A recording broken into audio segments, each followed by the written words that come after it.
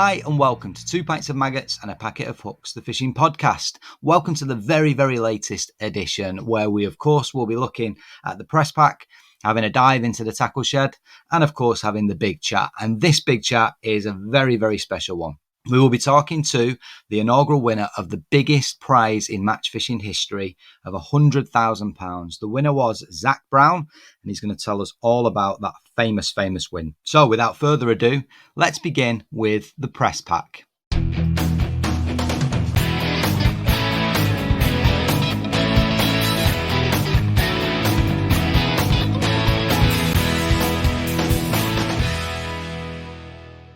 So welcome to the press pack. This is the area where we look at the printed press, whether it be the monthlies in Improve Your Course Fishing magazine or Matchfishing magazine. We also have a think about what's been going on social media, and we also look at the weekly press in the form of Angling Times also. For me, on a personal front, it's been a really, really busy month. We've, of course, had the last few episodes of the podcast. We've had a Riverfest special. We've also spoken to England assistant manager Darren Bickerton before those guys headed out to Italy. For me, personally as well, I've managed to do my level 1 Angling Trust coaching badge, fished a couple of matches. I've been away to the Norfolk Broads on holiday, did a little bit of a video over there and chilled out for a week. So yeah, it's been all go. And to be honest, the weather's been really, really nice. The only challenge, of course, that we've had from a running water perspective is that we certainly need some fresh rain to go into our rivers. In my neck of the woods, I had a little drive recently to my local river Witham, and I've never seen anything like it in my life. It's the river itself from sort of Tattershall area, which used to be Kirkstead Bridge, so a very, very famous match area back in the day, is just completely full of weed, and I believe it's an invasive weed, which made the river look more akin to a dirty field than an actual river. There's no flow. They're struggling to get rid of this stuff. So yeah, I don't know what impacts that will have on the fish, but it all comes down to an element of over abstraction out of the river, invasive weed species, and of course a lack of fresh water pushing it through. So certainly any designs I had to get down on the river and target some of the big bream shoals and the tension perch, etc. there. I'm going to have to put that off, I think, until we've had a couple of frosts which kill off that weed and hope for a little bit of fresh water in there. So there we are. So anyway, let's have a little look and get cracking then with the magazines for the monthly press. Kicking off with Improve Your Course Fishing magazine. And this is issue 381, so that's 21st of September to October the 19th. And straight in with the first big feature, which I found very interesting, was by Hadrian Whittle. And he's targeting Llandegfed Reservoir, which is in Monmouthshire, well known for pike fishing over the years. Obviously, where there's pike, there's coarse fish as well. And when you look at this lake is sort of 400 acres, so a massive expanse of water. And the title of the article actually is Pick a Fish-Filled Peg Every Time. Now, if you were targeting a water of that expanse, some people would really not know where to start. So how do we know how to pick a fish-filled peg, if you like? And that's the purpose of this article, really. He makes his rig as simple as possible. He puts together a relatively simple sweet fish meal-based ground bait mix. He's fishing a feeder. So just really nice. And it takes me back as a kid. When I was younger, I used to fish a lot of the Cheshire Meres. And when you look at these venues, these big, great expanses of water, big reservoirs in the northwest as well, where I used to fish, and you just don't really know how to begin. And that's the whole idea of this article, as I say. It's good one. He's got half a dozen bream or so, a couple of hybrids. So if you are tempted to go and attack a great big reservoir, why not? There's some good tips in here from Hadrian. But a little bit further in, a decent article from Kaylee Smith. She's targeting one of the Yorkshire canals, and the title of this article again is Treat Canal Fish to a Feast. And it's talking about going through the card really with various ground baits and baits, pinkies, hemp, etc. And what I quite like, what they've done here is they've almost put a picture of her swim into into different zones, where to kick off, where to go, where to feed.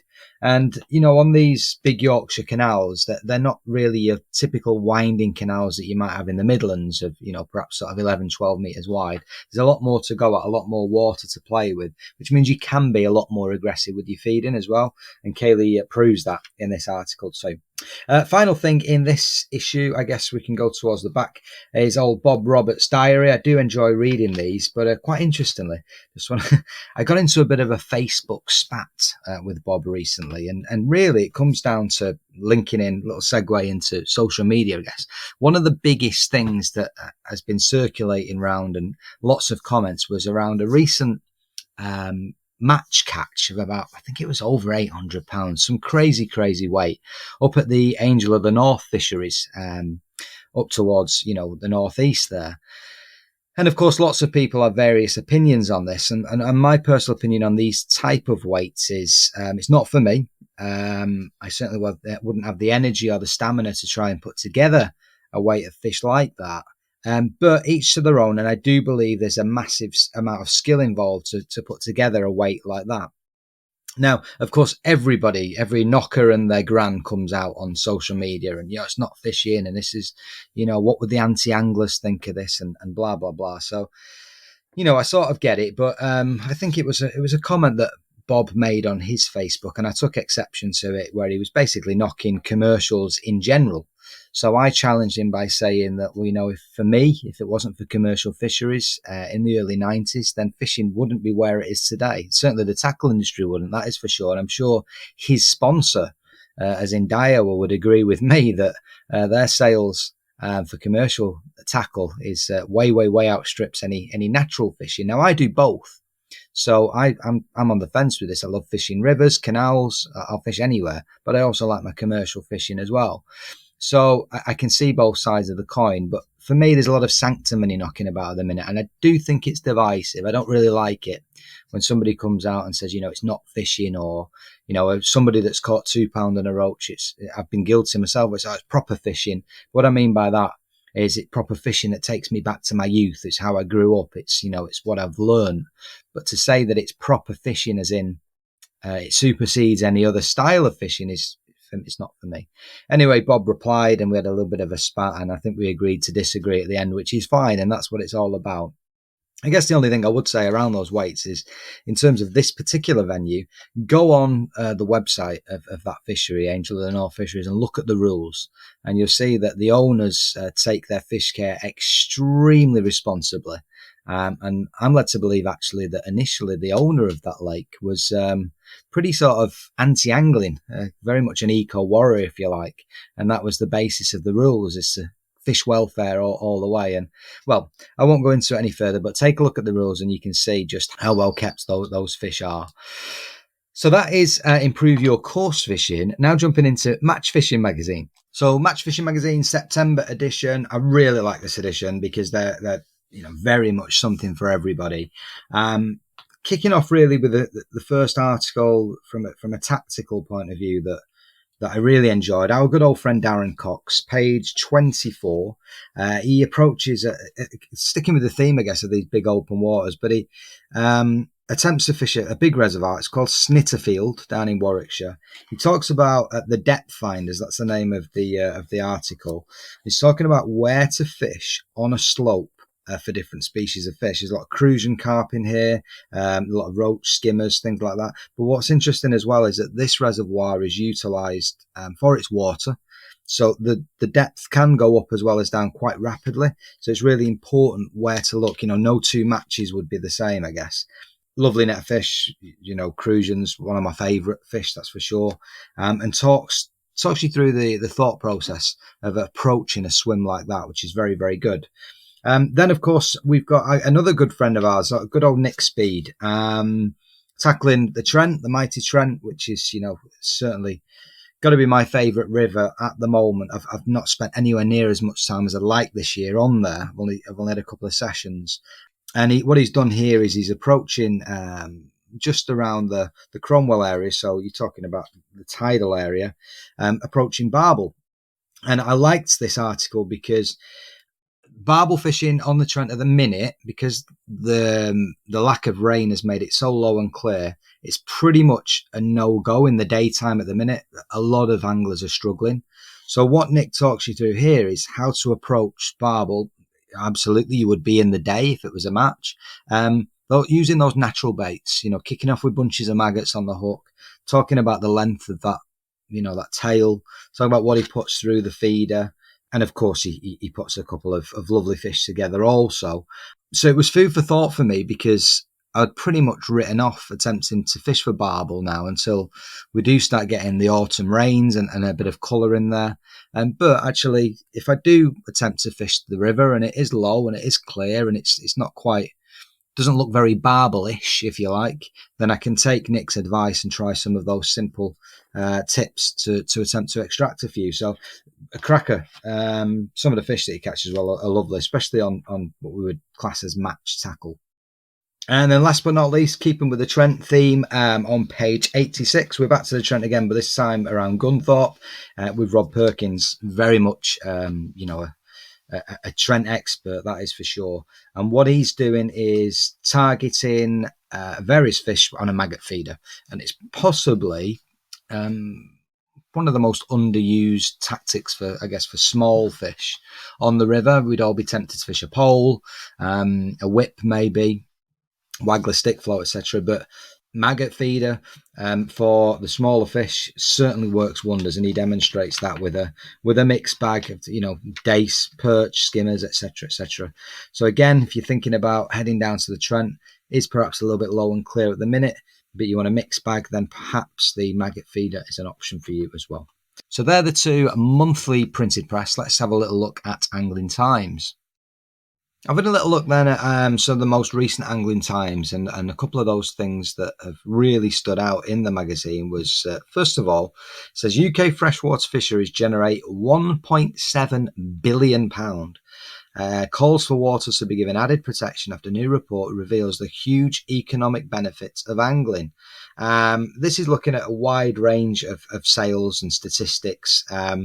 Pretty much sort of around 400 million of that is on tackle, around 225 million on baits, and around 172 million on day tickets. The report also states that 1 million anglers enjoy our waterways on a total of 17 million angling days each year.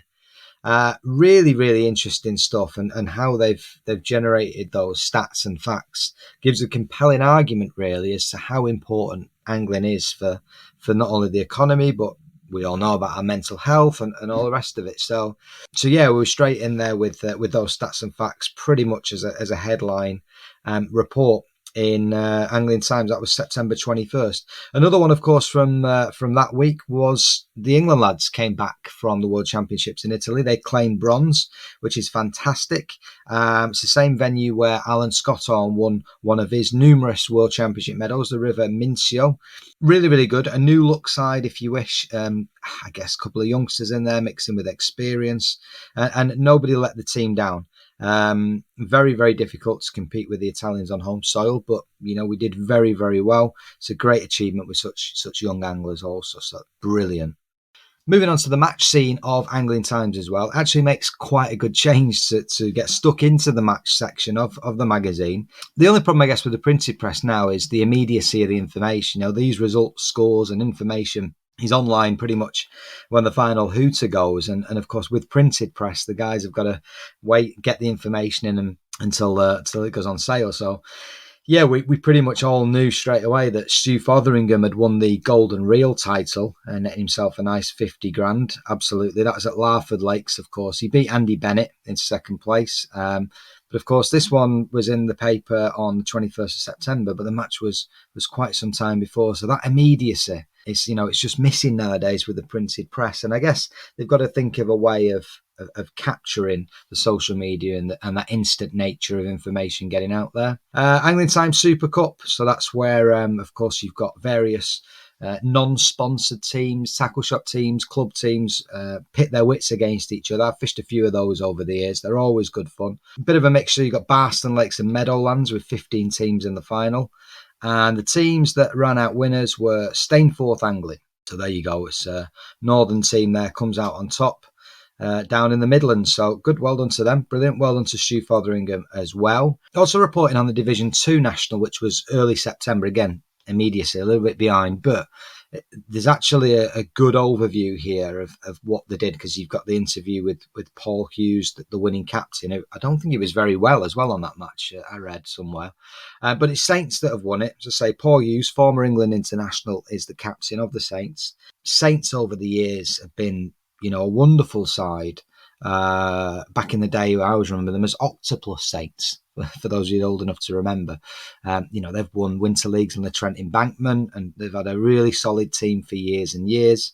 But they've obviously now jumped back into the national fold, and they've come out on top down on the Gloucester Canal. It's a long, long way from the northwest where the Saints are based, so they've done very, very well. They've put their time in, and they've come out on top, and will be, of course, promoted to Division 1 next year.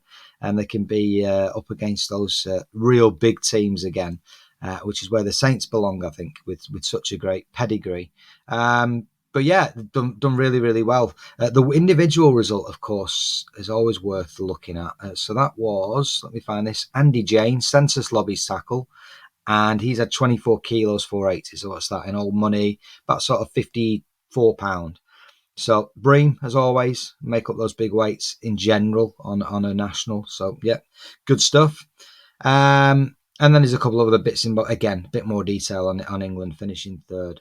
So Angling Times wise, catches have been really interesting. It seems to be just made up of great big barbel in the latest editions. There's one or two big bream in there as well. It's the usual sort of thing when it comes to big fish. There was one, though, that did stand out. Let me find that. It is on page number 8. Yeah, page 8. A 3 pound, 3 ounce Crucian. And the reason why this stood out for me is because of all the controversy around hybridization, F1s, common carp, king carp, yada, yada, yada. And it's quite a tough one to sort of fathom out, if you like. But this certainly looks like a real Crucian, if you like. When you're fishing an 8mm pellet on a waggler and it sinks underneath and you've got this 3 pound, 3 ounce Crucian, well, that's a day to remember, isn't it? That is for sure. So that's what caught my eye from the catch section. So following on then from that match scene piece, it's now time to talk about the biggest prize in match fishing, which has been the recent final from the Fishing Association, and that is £100,000 prize, which supersedes anything in the past. And the winner, of course, was Zac Brown. So I think now is the time to have the big chat. For all your fishing needs, be sure to check out Fishing Evolution. Boasting 2 floors of branded displays, visit our recently expanded superstore at Hadley Road in Sleaford, where we offer a huge range of tackle from all of the leading coarse and carp brands, such as Nash, Fox, Corda, Drennan, Preston, Guru, Daiwa, and many, many more. You can also follow us on Facebook and Instagram, where we share all of the latest news and updates about products available in store. Hi and welcome to the Big Chat. And on this episode, we've got a very, very special occasion because we've just had the biggest prize in match fishing has gone ahead. It's done and dusted, the inaugural Fishing Association Cup. And joining me on the Big Chat today is Preston Innovations and Sonia Bates-backed serial big finalist and the winner of the FA Cup. It is Mr. Zac Brown. How are you, sir? Yeah, brilliant. Thanks, you. Yeah, not bad at all, mate. Thank you for joining me. I bet your keep nets haven't even dried since last weekend, have they? And has it sunk in yet? To be honest, it's been like Sunday was basically spent sort of thinking, blimey, have I actually just won that? Yeah. And then it's been straight back to work. And work is just hectic, flat out all the time anyway. So it's just, to be honest, I've not even really had time to think about it, or, it's just been chaos. I know, mate. And do you know what? It's actually quite refreshing in some respects. When we were trying to set this up and it was like, I was between work, you was between work, you're not a full-time angler. You are a normal bloke who's out and about doing his job and trying to fit in his fishing in, and it's just weird, isn't it? It's like Yeah, it's quite refreshing, really. I mean, it's tough, isn't it? Like, I don't know about you, but I've got young family as well. So, work, young family, Yeah, fishing, it's just forever flat out. But it's wouldn't have it priority. any other way, to be fair. Yeah, no, absolutely. Well, like I say, thanks for joining me. It's a massive, massive well done. It's a huge achievement. You are no stranger to these big money finals. Obviously, a former match this winner as well. Fishermania finalist this year. Was it your first year in the Fisho final this year? That's the first Fisho final, yeah. Yeah, I Yeah. thought so. I thought so. And we can talk about that sort of stuff later on. But obviously, I mean, why I wanted to grab hold of you and have this big chat was all around the Fishing Association and just purely because it's just the prize money's, it's never been seen before in the sport. So it's great. But we'll get to that. I don't know if you know, don't know if you've ever heard any of these shows before, but I have a bit of a theme and we call it past, present, and future. So I think I want to delve into your past a little bit. I mean, you're a relatively young guy, younger than me, that is for sure. You said you've got a young family as well. So when I say past, actually, it's probably not that too far ago in my mind's eye.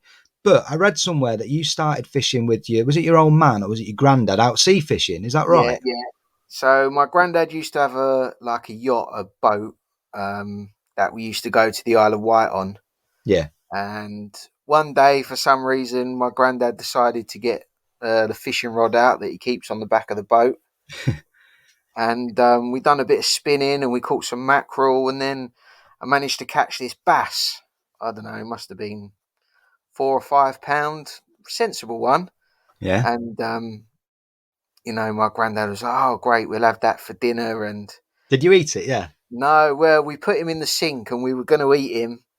And he kept flapping about in the sink, and I didn't have the heart. In the end, I ended up throwing him back in the end.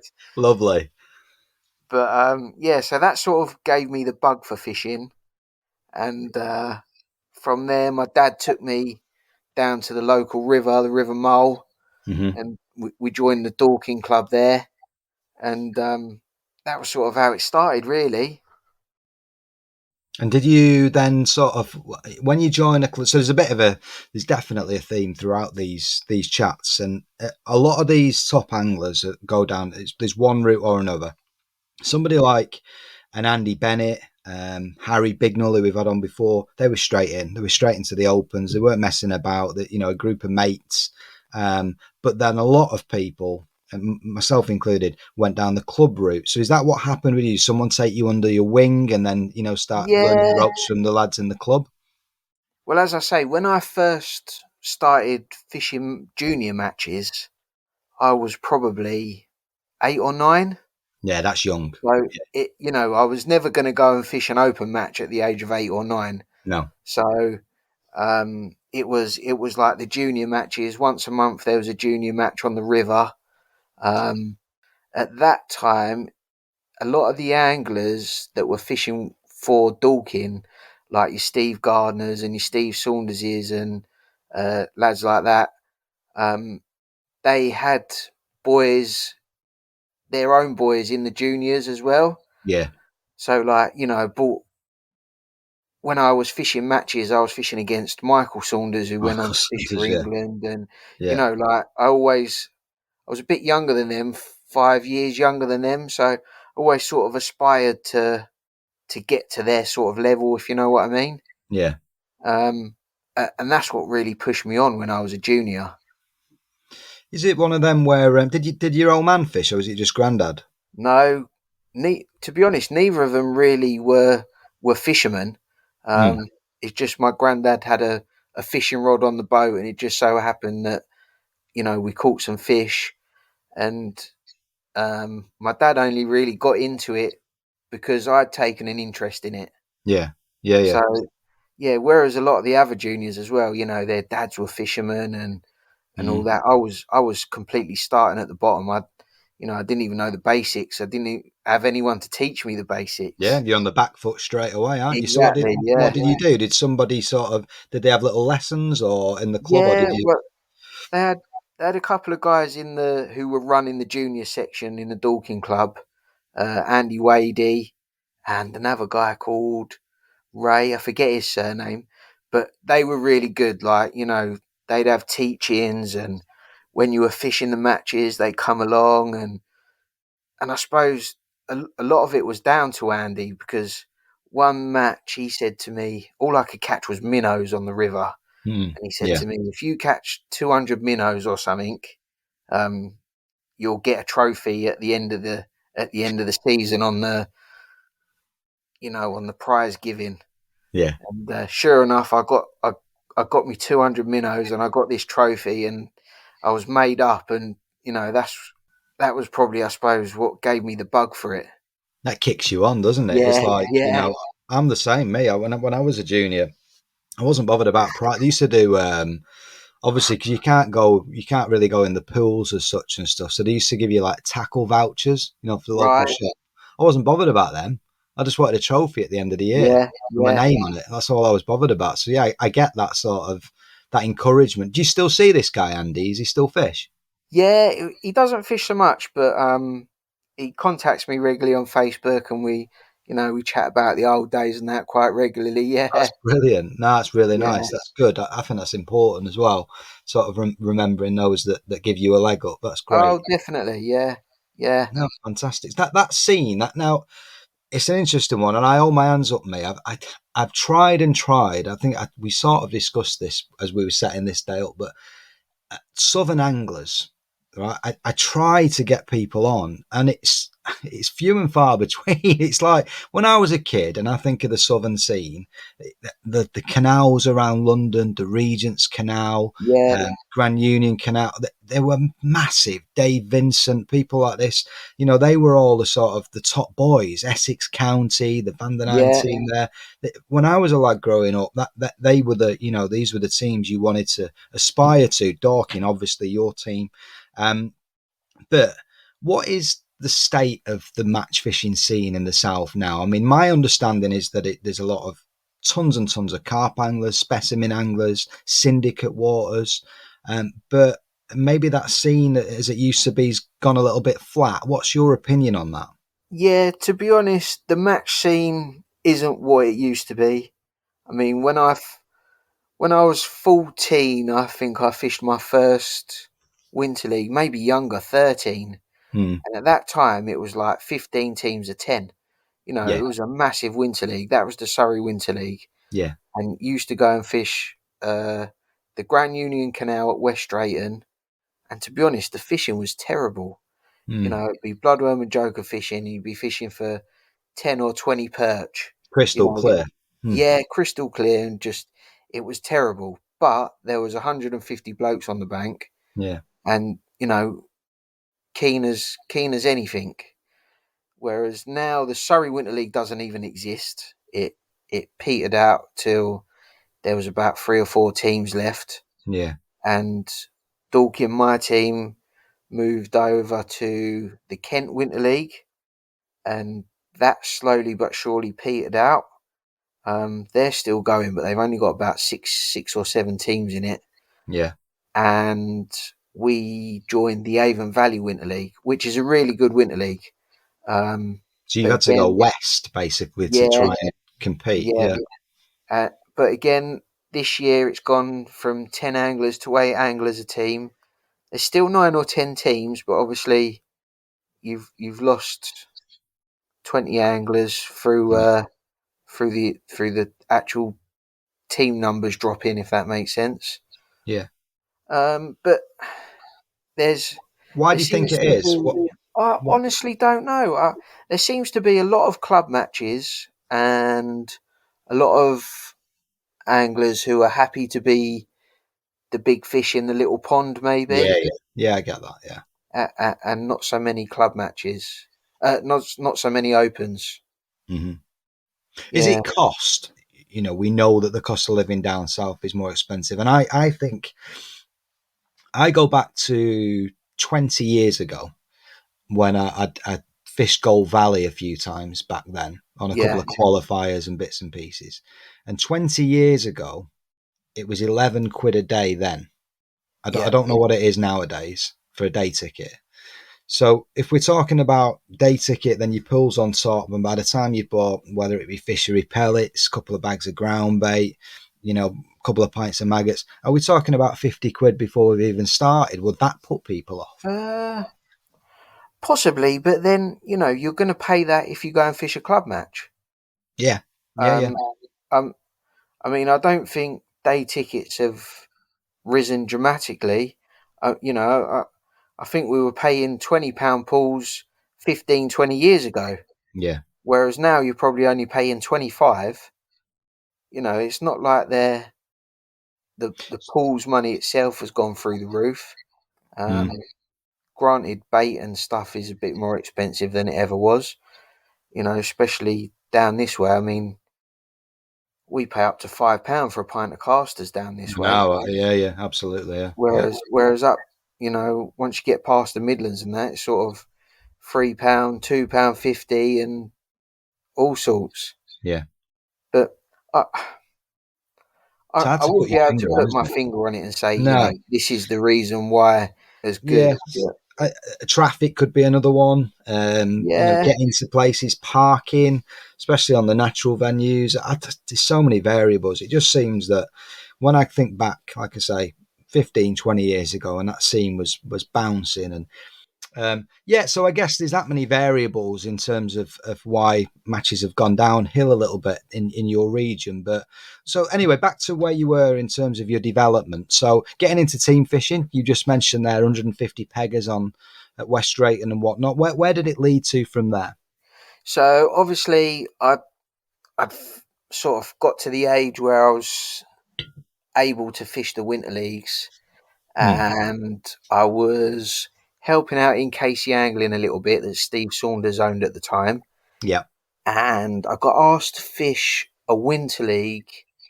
Someone was short for a winter league. I think it was a team called Weybridge, and it was at West Drayton. And I think, to be honest, they just had a couple of anglers that didn't want to go because they knew it was going to be rubbish. Yeah, And no, didn't fancy it. got asked to fill in sort of at the last minute, and jumped at the chance to do that. I fished with Weybridge for a year or two, Mm-hmm. and then I joined a club called Banstead, who they were normally the runners-up to Dorking every year. Yeah, my old mate Keith Arthur. I've had all the old stories of Banstead back in the day. Yeah, Sure, yeah. you had Banstead. You had Kenny Collins and Tommy Hillier, and a lot of well-known anglers went through Banstead before they sort of hit Dorking. Yeah. And I spent a long time with Banstead. I had some brilliant days there. Fished my first Winter League final with Banstead. I was going to say any highlights. That'd be a big highlight. Fishing the Yeah, final, sure, yeah. Fished my first Winter League final with Banstead. I can't remember where that was. It couldn't have been that good because I'd have remembered if I caught anything. Yeah, it was probably the Trent embankment in the middle of Yeah, November or something. it was a big flooded river somewhere, and I know I caught a bream and I lost a big fish, but I can't remember where it was for the life of me. But I must have done all right because I caught a bream, so it couldn't have been that bad. Yeah, yeah. And then after Banstead, I got asked to join Preston Innovations Delcac, and that was, like a bit of a jump because they were the best team, but in the Kent Winter League. So it was a case of upping sticks and moving from the Surrey Winter League, which I knew really well, Yeah. over to Kent, and it was new venues and new anglers and new faces. The second year there, I think I only dropped 1 point. I fished every round and only dropped 1 point throughout the whole series. Crikey, Mr. Reliable. Yeah, sort of landed on my feet quite nicely at Delcac. I managed to come second in a Winter League final at Thurston Lakes with Delcac. Mm-hmm. And we also came second as a team on that same venue.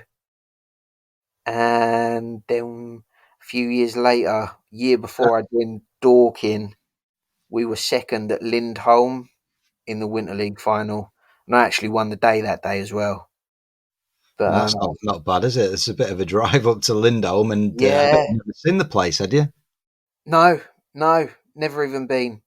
And I drew on Benny's when it had literally just been filled in with these tiny little F1s. Yeah, yeah. I caught 80 kilos of these tiny little F1 shallow. It was a lovely day's fishing. Yeah, team fishing was really, for me, it's where it's at. I really Is it enjoy still it. at? Is that still Yeah, your yeah. thing? My one of the biggest things on my list is to win a Winter League final as a Mhm. team. Yeah, yeah. And What about a national? yeah, again, a national, It's got to for be a me pin. now, a national is so alien to the fishing. Don't get me wrong, I've always done a lot of different fishing, but I don't think I'd have the time and the effort to be able to make the team for a national team now. I mean, we've got such a strong canal and river uh, section in Dorking. You know, you'd have to really set the world on fire to sneak in that team. So do they see you as now more of a commercial type angler or a winter angler, or how do Dorking look at you when they're choosing their Uh, team members then? I think they probably look at me as a bit of a commercial angler, Hmm. but you know, our winter league is the Kennet and Avon Canal. Mm-hmm. There's a round at Gold. There's the Basingstoke Canal, and then there's the Way Navigation Canal.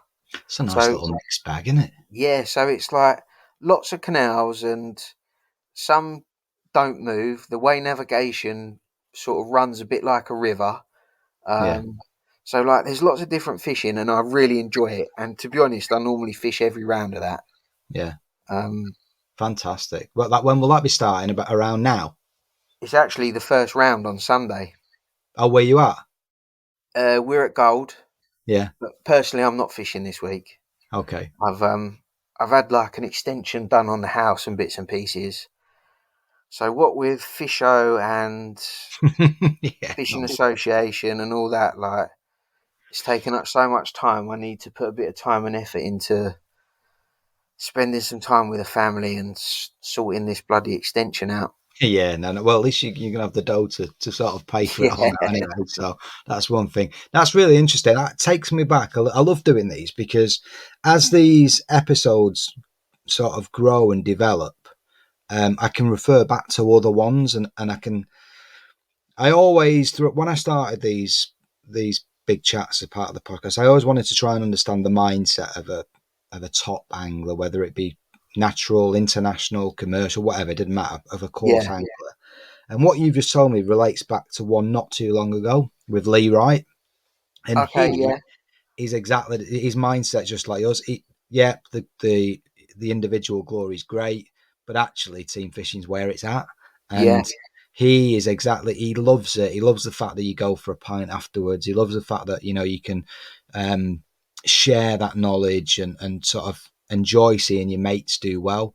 And yeah, I get it. It's really interesting because it's not a mindset, and for two youngish lads as well, to be fair, to have that mindset's really positive, because a lot of people now, it is a very sort of solitary game. They are in it for themselves, I guess, in some respects. So refreshing. I love it. But let's think a little bit then about the whole commercial stuff. So obviously winning a match this final is huge. Again, good money, good prestige.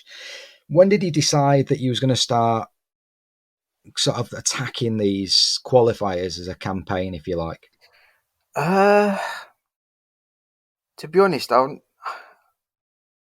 wouldn't Actually, I say just I've. had a thought. Sorry, I don't not mean to interrupt. I've just had a thought. You are a former UK champ as well, are you Yeah, not?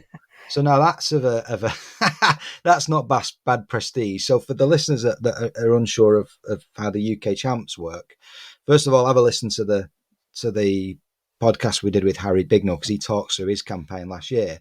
But This is over sort of 4 rounds, some of the most well-known venues in the UK, whether it be Glee, Barston, etc. And of course, it's on points. And this is against a pretty elite group of anglers. So was that before you started targeting these big qualifiers, or was that No, during? so the first one was the Maver Match this, Right. and to be honest, it was only the third year it would run, so it wasn't really at the forefront of what I was doing, if you know what I mean.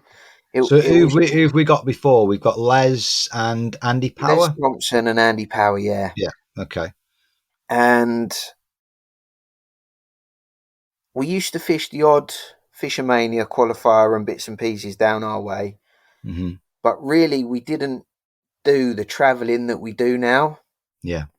So it just so happened that there was a Fishermania, not a Fishermania, a Maver Match this at Monk Lakes, and me and Pete Upperton and one of our other mates, Robbie Taylor, all just said, "Oh, we'll have a go at it.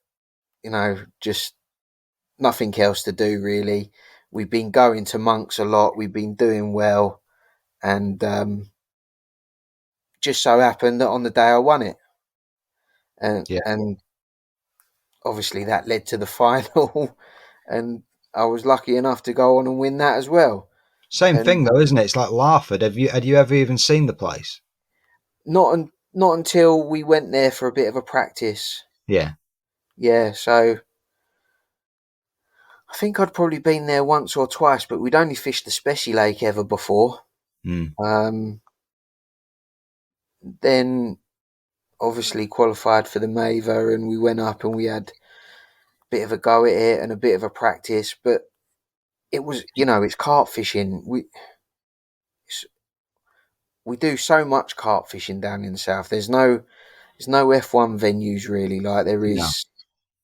Once you get past Tunnel Barn, it seems like everywhere's just full of F1s. That's right. No, it is, mate. Yeah, I agree. We don't have that down here.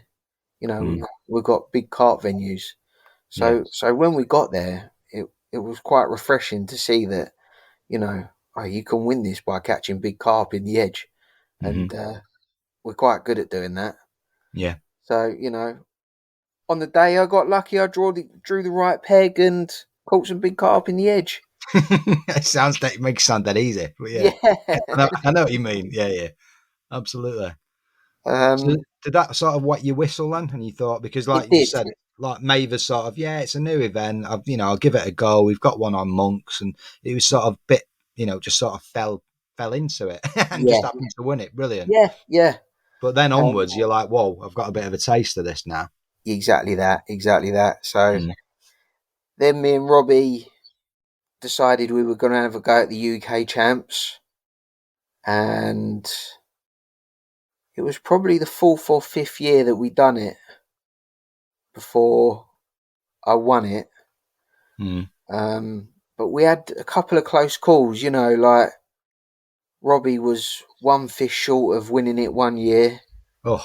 And I think I was second or third one year going into Barston, the last round, and I drew terrible. I drew about peg 4 or 5 or something silly like that. And you're in a section with all the good pegs in the teens, and that was the end of that. Yeah. But that one was, that's the one that really gave me the buzz for it. Yeah. Because I had, you see yourself on telly and stuff like that. Yeah. I was lucky enough to come second in one of the rounds, and when you got the cameras coming round and they're filming you, and you do get a bit of a buzz out of it.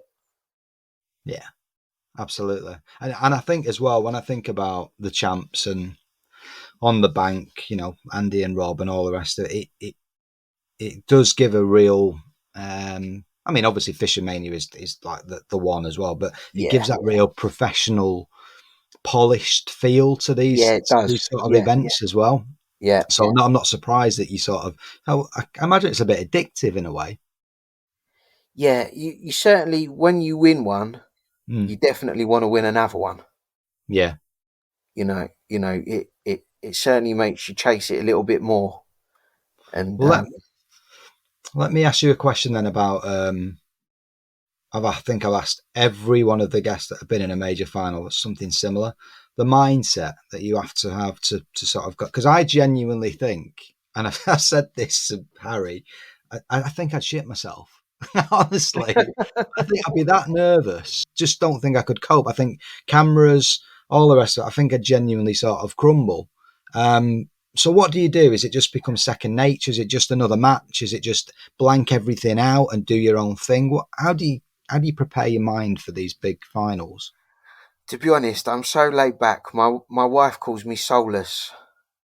um, I, Brilliant. yeah, I'm so laid back. I just sort of go with the flow. And don't get me wrong, the first match this final, obviously the draw was the night before, and I'd Yeah. drawn the M peg, so I slept, but I woke up at about 2 o'clock in the morning, and I was awake for a couple of hours. Lying Excited. there, yeah, just excited and thinking about, I've drawn the best peg. What am I going to do? I was running myself through the match, but once you've fished one, and I don't know, maybe it helps that when you win one, Mm. you kind of you know what to expect, Yeah.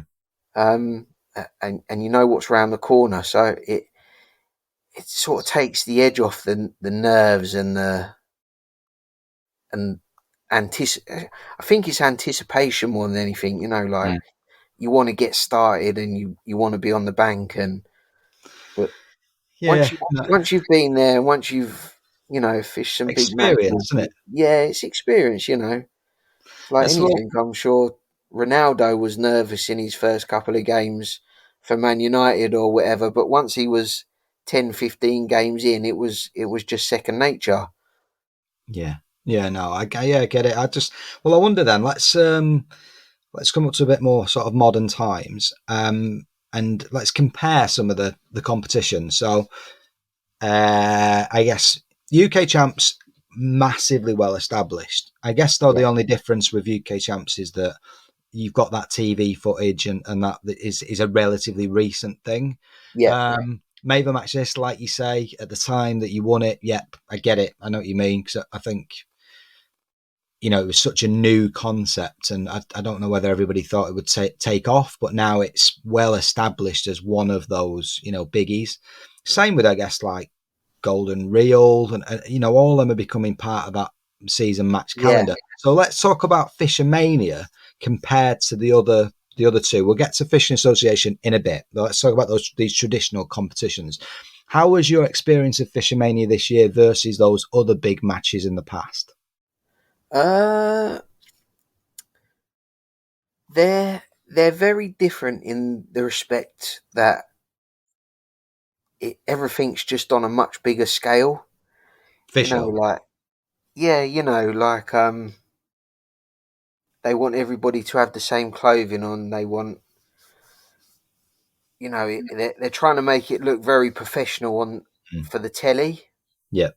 Um, they seem to have taken a lot of stick about the TV coverage, and some of Yeah. it I can understand, but I think they also have to understand that it's not just going out to fishermen. Correct. Yep. I think from what I'm told, they get a lot of just general people who walk down the street who watch it for one reason or another. I don't know why, but so I suppose they're trying to explain it for them as well. Um, but the whole buzz around Fishermania seems to be a bit different to everything else.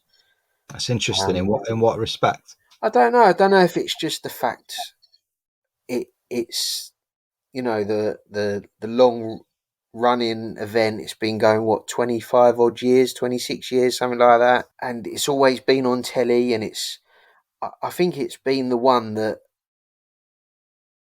or it's probably still the one that, if someone asked you, what one of the big four would you like to win, I think Fishermania would still be the one that people would pick. What would you say? I'd still definitely like to win Fishermania. Yeah, yeah. Yeah. That's really interesting. That it's a different buzz, a different vibe. Yeah, It's it's more just, polished. They're trying to make it professional. Everything's in. You're right, in layman's terms. I guess the sheer volume of the amount of cameras on the bank as well is different. yeah, totally. I mean, this year, obviously, I drew between Jamie Hughes and Andy May, and obviously they draw a crowd anyway just because Yeah, of who they are.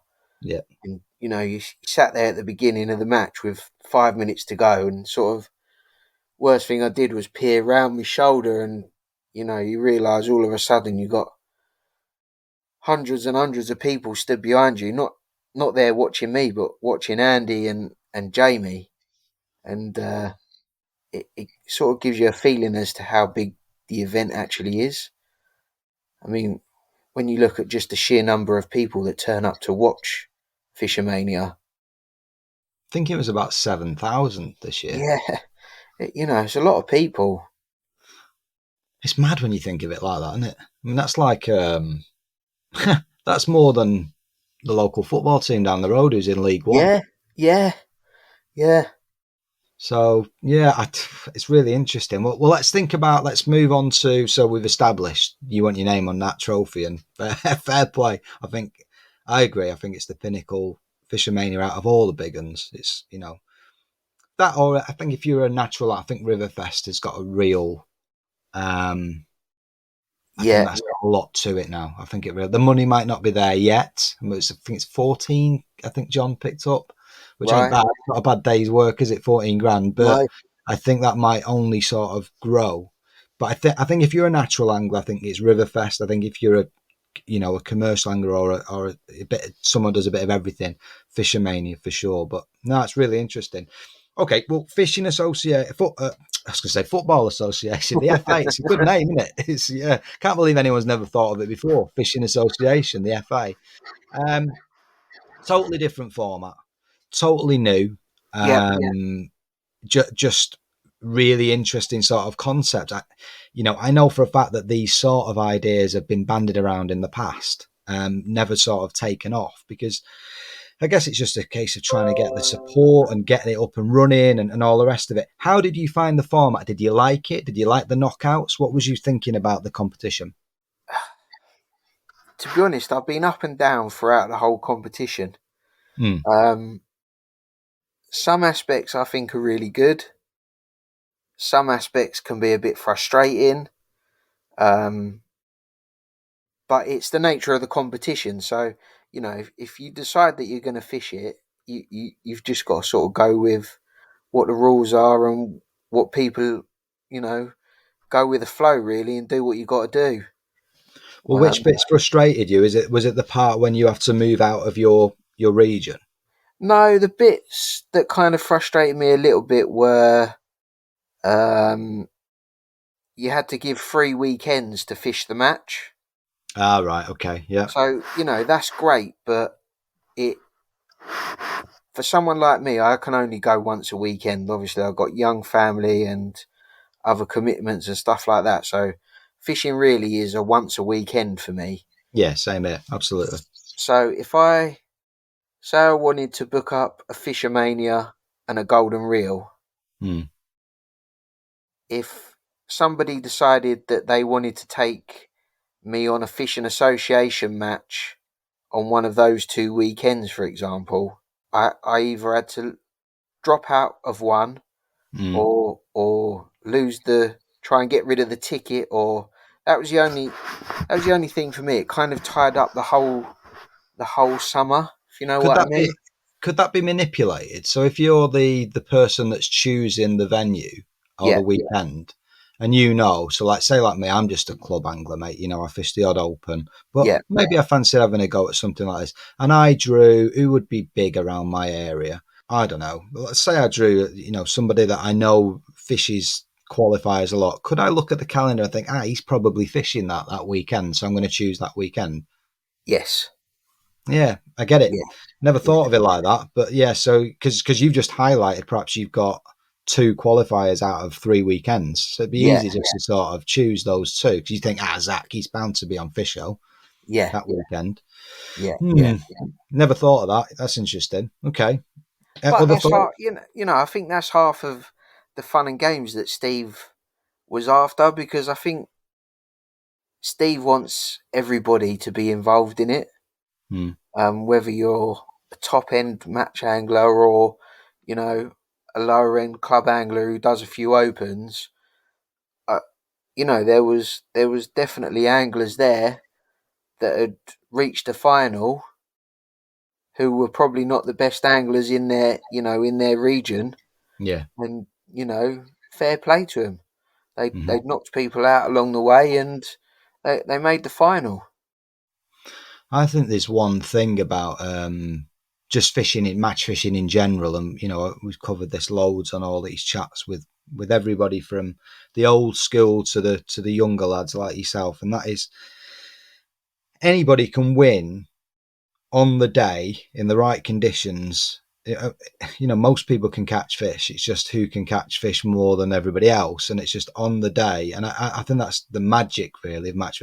I could go and my hero's Bob Nudd.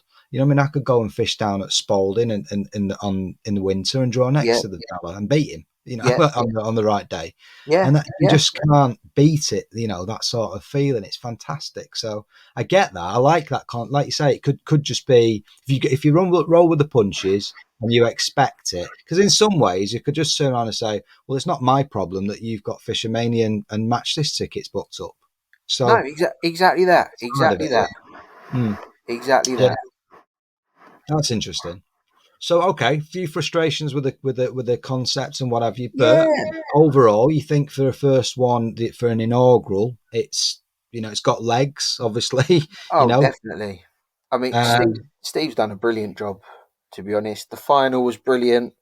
yeah, Um, he's the good thing about Steve is he's happy to admit where he's gone wrong and the things that he knows he can do better next time. And you know, it, when you've got an open mind like that, the competition's only ever going to get better. yeah. I mean, I'll be completely honest about the competition for me is that I think it needs polishing. Some of the some of the feeds that he did and stuff, the draws and whatnot, probably just need being a little bit more professional and whatnot. But that's a Yeah, case of just it needs to grow. It needs to, I guess, when you cast your mind back to the first match, when probably Phil put that together. Um, yeah, there would have been teething problems. There would have been lessons learned, and like you say, I think like anything in your professional life, if you can take feedback on and run with it and improve, then it will only grow and get better. exactly that. Exactly that. What did you think to Woodlands as a final venue? I thought it was pretty good, to be fair. Like another Um, one you've never been, I guess. yeah, no, never been there. I mean, Woodlands on a good run is 5 hours from my house. Absolutely, mate. Yeah, it's a trek from me. So Yeah, yeah, on a bad run it's 7 or 8.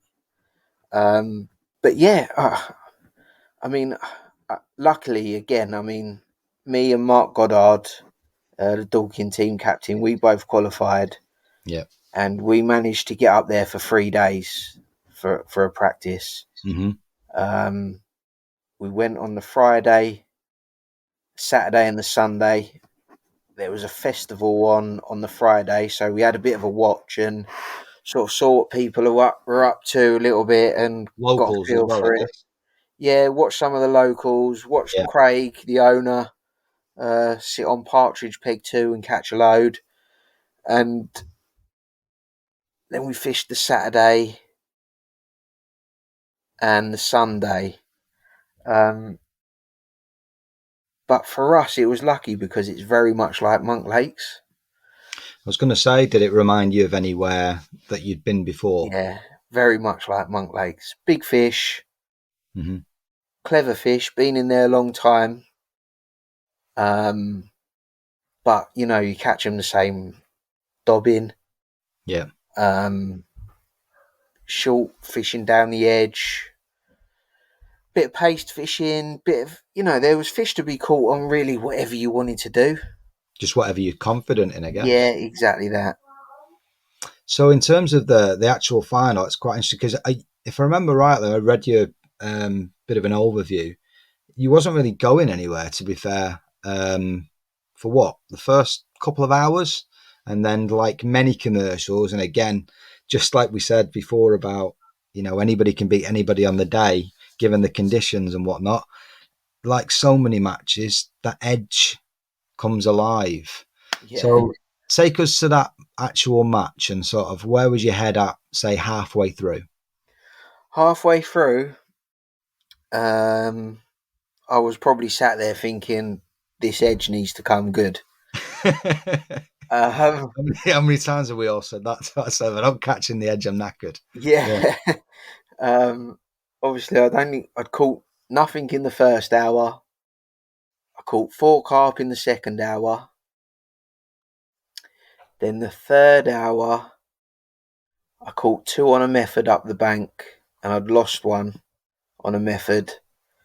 And Wow. there was like 2.5 hours to go. Yeah. And to be honest, I fed my edge earlier than I was going to because I was going nowhere. Yeah.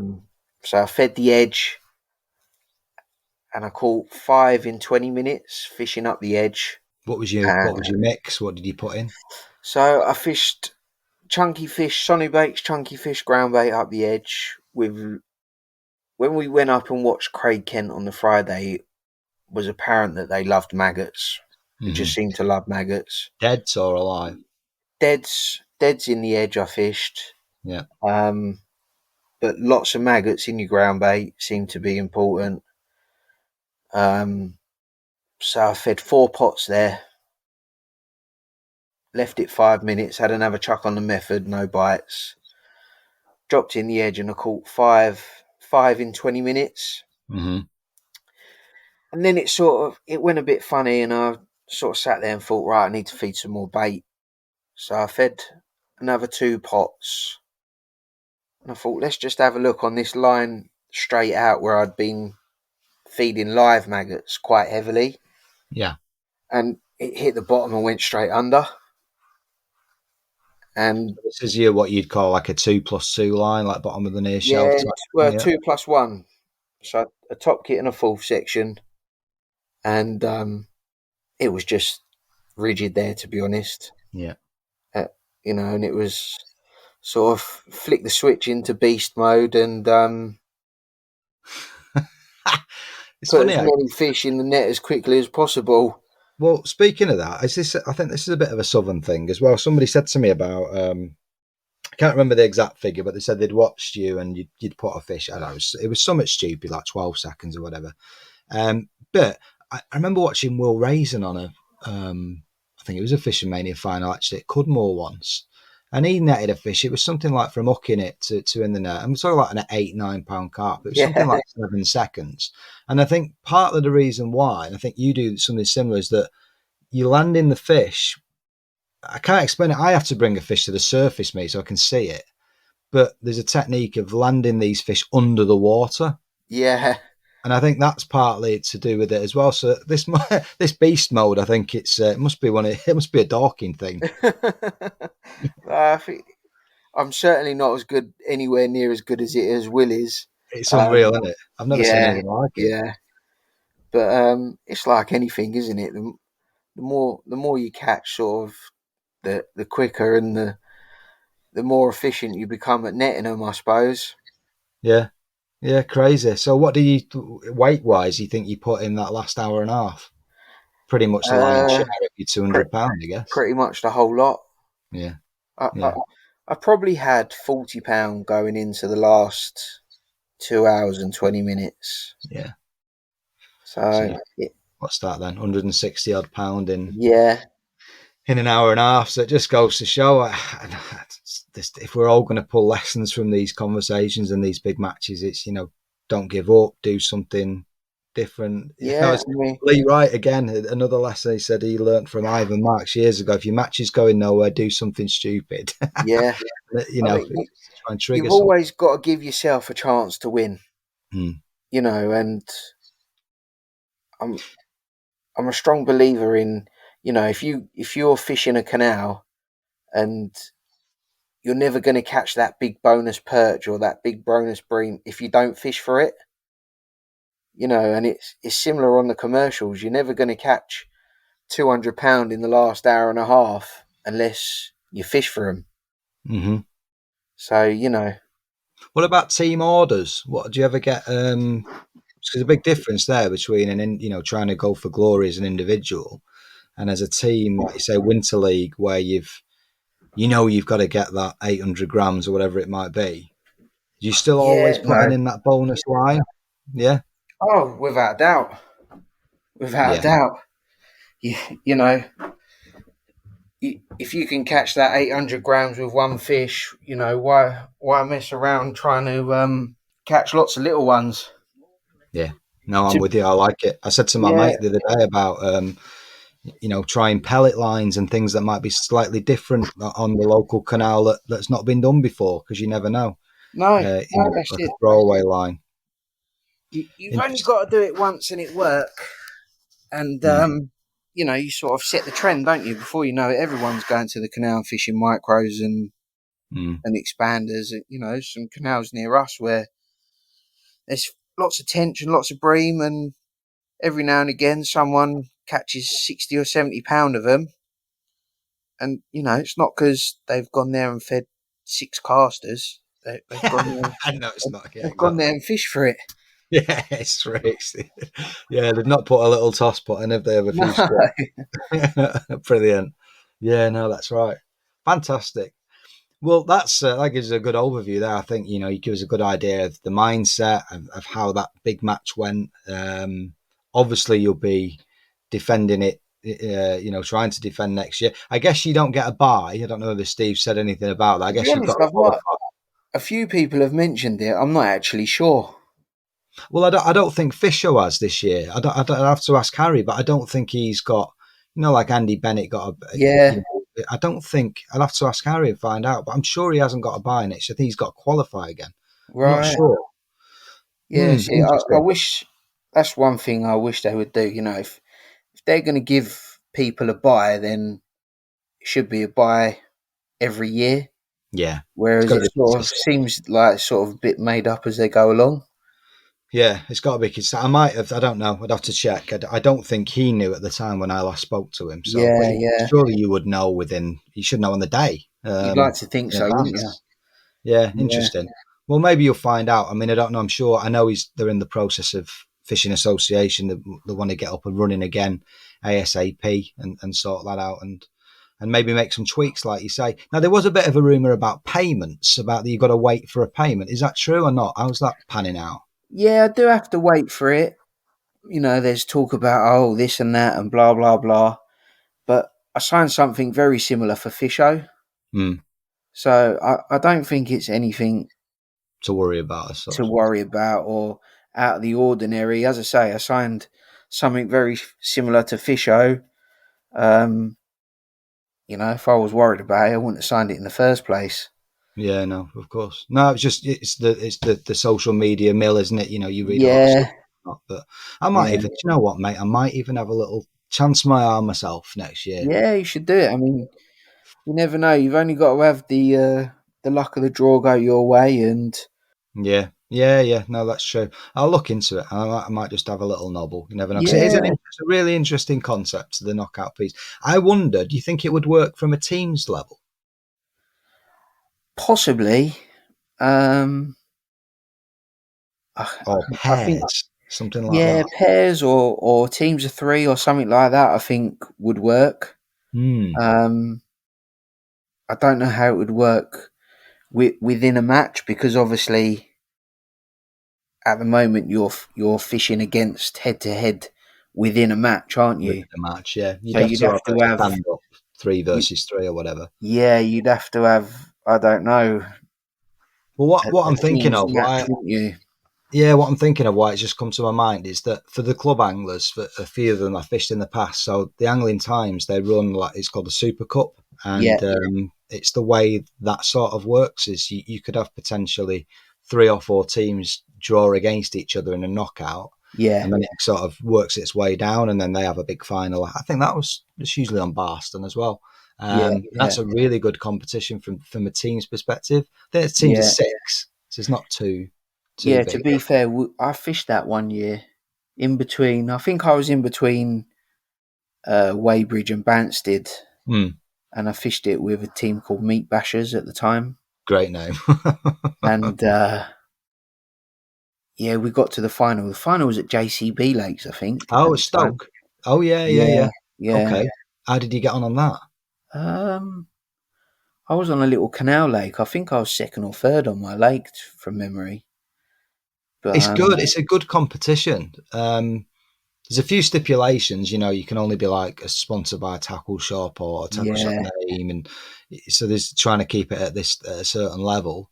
But yeah, I'm just thinking of the way this fishing association has ran, because it's the only team knockout event I can think of like that. So yeah.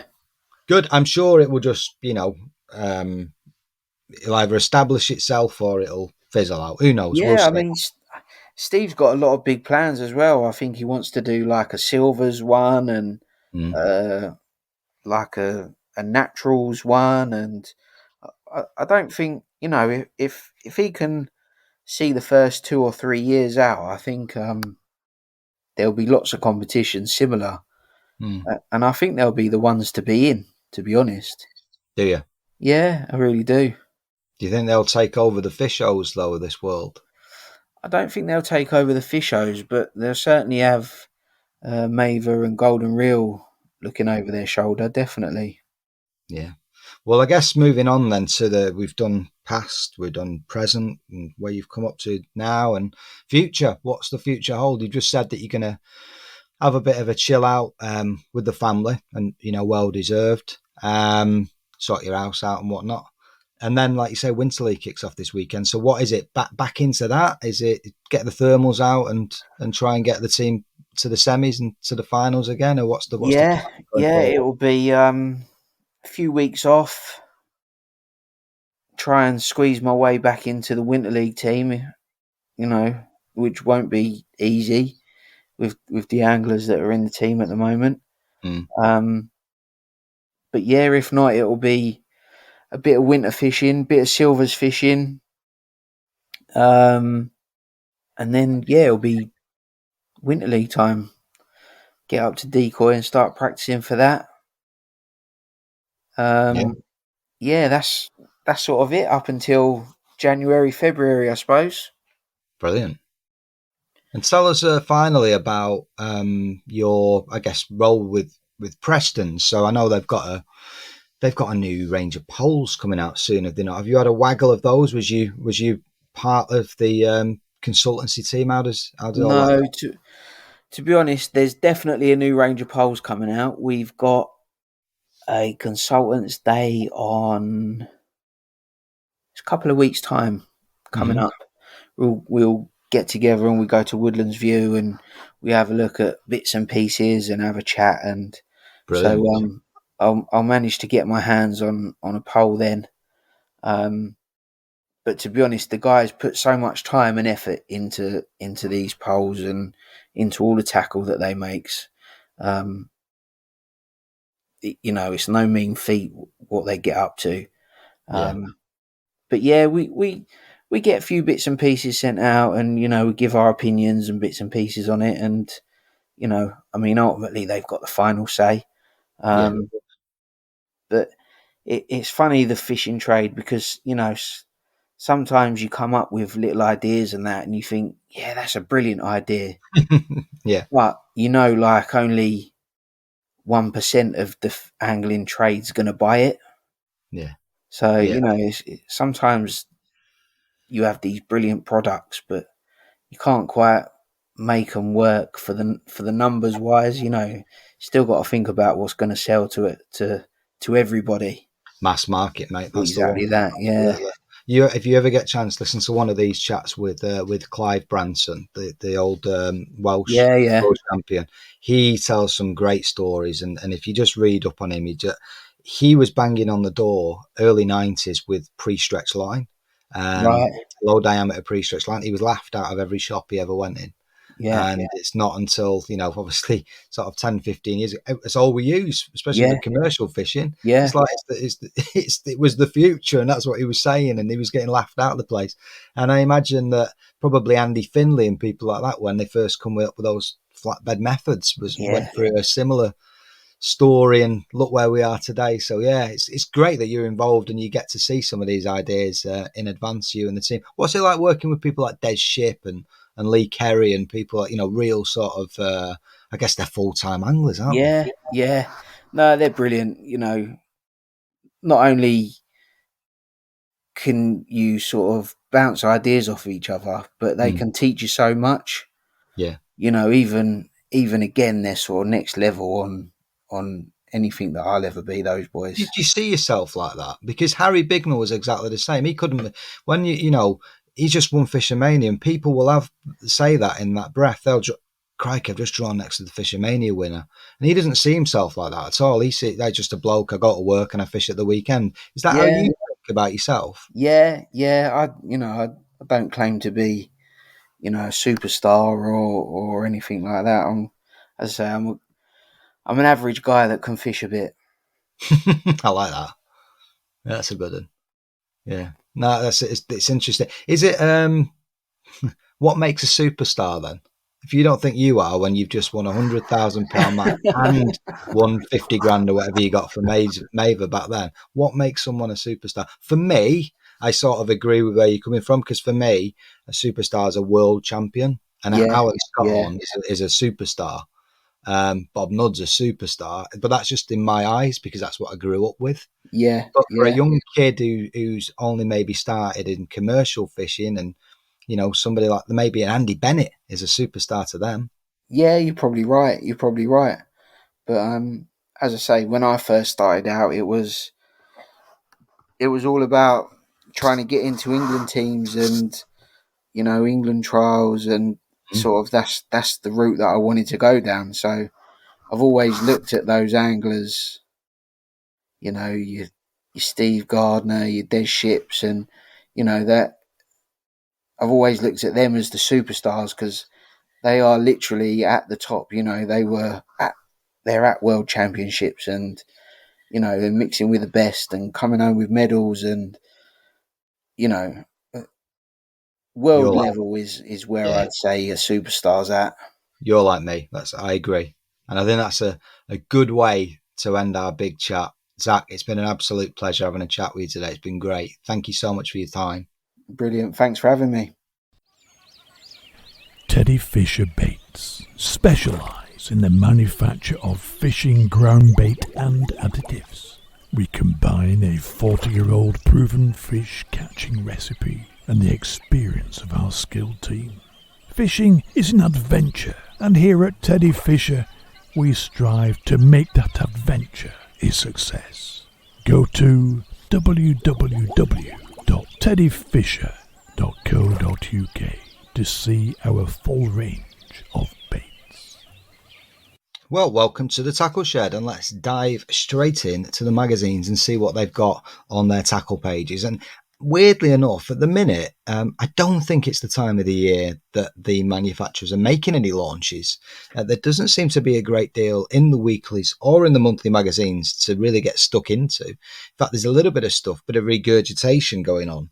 And as an example, if I just jump to Matchfishing's magazine, page 74 on new gear, the Daiwa Tournament 800 seat box. Now, I was talking about that on one of our very first podcasts around February or March.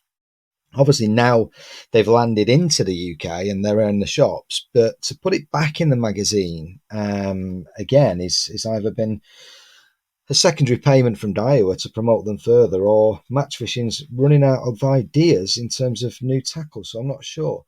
But there is one thing that did take my eye here, I must admit, and we spoke with Nick Speed about the development of the Shimano Aero range and its launch earlier on this year.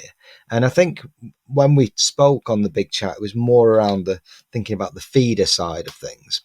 But here on page 75, the Aero X5 Match Float. Now, this to me, I can imagine is the perfect all-round tool. Natural waters, probably commercial carp it will handle, I imagine. Stick float, waggler, a perfect sort of all-rounder, if you like. 13 foot. Well, it says the rod will work best with light lines for 3 to 5 pound and casting floats from 3 AAA up to 20 grams at 140 pound.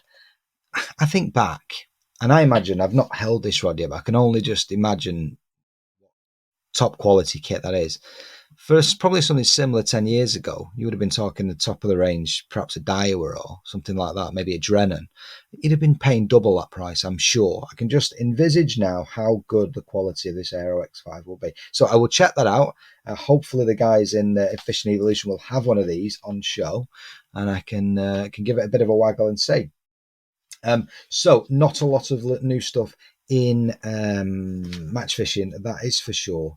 A couple of bits of pieces in there, but again, dynamite baits, frenzied flavoured sweet corn hook baits, these have been in before, I am sure. So I just don't think it's the time of the year.